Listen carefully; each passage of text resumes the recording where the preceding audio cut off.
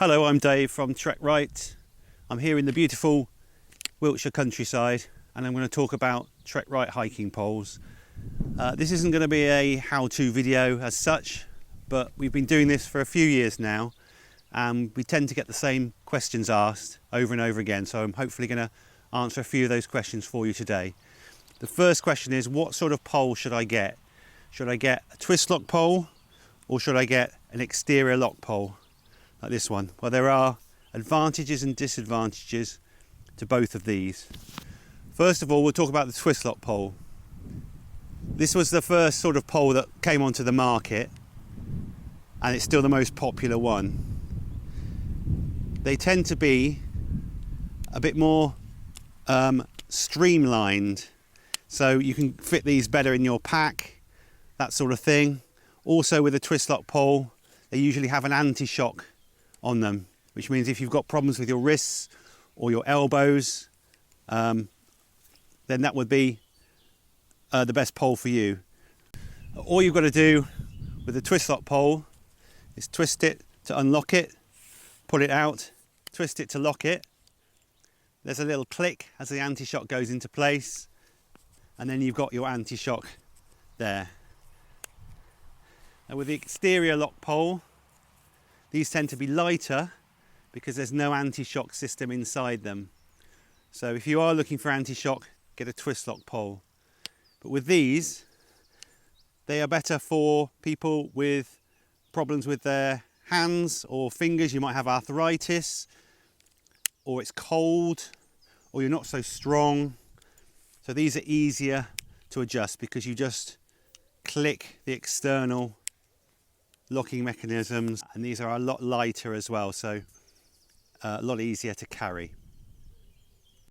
So the next thing that people tend to ask me about is how high should I have my pole? Well, it all depends on a lot of factors, but basically what we say is just measure the heel of your hand. Just rest the heel of your hand on the top of your hip bone, and that should be where the pole should be to start with. So you'll start with this pole like this, and then you'll end up with it extended to about here. So with me, it comes to about here. The strap, it's very important to get this right. You come in from the bottom and then you grab the handle there. Do not come in through the top here and just grab the handle, because there's many reasons for that. One is, all you're doing here is you're just grabbing the handle and you're using a lot of strength in your hand that you wouldn't have to do. Secondly, if you drop the pole, it's going to come out of your hand completely. So if you come up from the bottom like this, grab the strap like that. Firstly, your wrist is taking a lot of the strain and the heel of your hand. You're not actually having to grab the pole at all.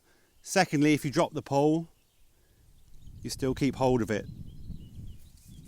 Okay, so, and that should be the height to start with. So your arm is at an angle, not a right angle, because that would be too high. If you have the pole too high, then you put a lot of pressure on your elbow. You don't want to do that. So have it about that height to start with, and then you could adjust as you go, as you feel comfortable. Okay, now we're going to talk about tips. It doesn't seem very important, but it is quite important.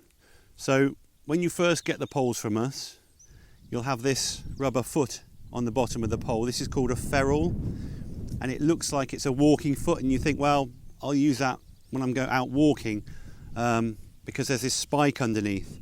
But actually what this ferrule is for, it's not really for walking, it's to protect the ground from this spike. So only really use this if you're on very, very polished surfaces, like, you know, indoors in a shopping centre, or if you're walking the, you know, Great Wall of China or something like that, and you don't want to damage it. The rest of the time, you should really have this off, because the trouble is this will wear through really quickly, because you've got all of your body weight coming through onto this really tiny little spike, and what's going to happen is that's just going to go straight through. Okay, so when you're walking outside, what you need to do is use the spike, but then you add on a particular accessory. So if you're walking in mud, to stop yourself sinking into the mud, you just screw on the mud basket like that. If you're in snow, you do the same. It's just a bigger basket really. You just screw that on, stops you sinking into the snow, or sand actually as well. You know, and most of our poles now come with these, which are actually walking feet or boots. So if this goes on, now if you see, you've got much thicker foot and it's got grip on it. So always use this if you're going to be walking on, you know, pavements, tow paths, that kind of thing. Don't use the ferrule that it comes with, because you just will wear through it. Now I'm going to talk briefly about using the poles. The first thing to do, as you've got a pair of poles, is to get them the same length. This is quite important because you don't want to be walking on an angle, because that's going to hurt your knee or your back. So there are measurements on the pole and you can match them up. So in this case I've got the lower one at 100 and the upper one on 120. Now there are measurements that correspond to how high the pole will be, but this will only be true if the bottom section is fully extended. So make sure then that you're holding the strap correctly. You might need to adjust this. So you pull the bottom tab to tighten it, or you pull the top tab to loosen. So I'm just going to go over there and walk back. So when you're walking with the poles, it's fairly obvious what you need to do. As you put the foot forward, you need to move the opposite pole. Don't overreach, there's no point doing that. Just about level with your foot.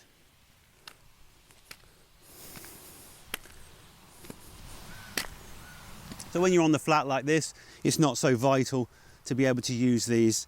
But say if you're carrying a load like a large rucksack, they really do come in handy, because you can lean forward in this case. So you can use your poles like this, so you can lean forward, use your poles to take the weight, and they really do make a big difference. I'm briefly going to talk about going up and down hill using poles. If you've got a long hill to climb and you can see it winding away into the distance, you might want to just shorten your poles slightly, because as you go uphill you're going to be at the wrong angle otherwise. However, if it's only a short hill like this, really isn't worth it. The only other thing is, what you can do if you get to a particularly steep hill, that's what these bits of the handle are for. So you can take your hands out of the straps and use this bit of the handle and use them to go up the hill. As far as coming downhill goes, again, if you've got a long downhill and you can see it tailing off into the distance, you might want to lengthen the poles so that you get better support. However, the easiest thing to do when you're going downhill is actually just put your hands on the top there and just use them to support yourself as you come down. Thank you for watching this video. If you want to know anything more about Trekrite hiking poles and accessories, please head over to our website at trekrite.co.uk. We've got a lot of information over there, how-to videos, product videos, that sort of thing. All our products for sale. They're also for sale on Amazon and eBay. So thanks very much again for watching from the beautiful Wiltshire countryside, and happy hiking.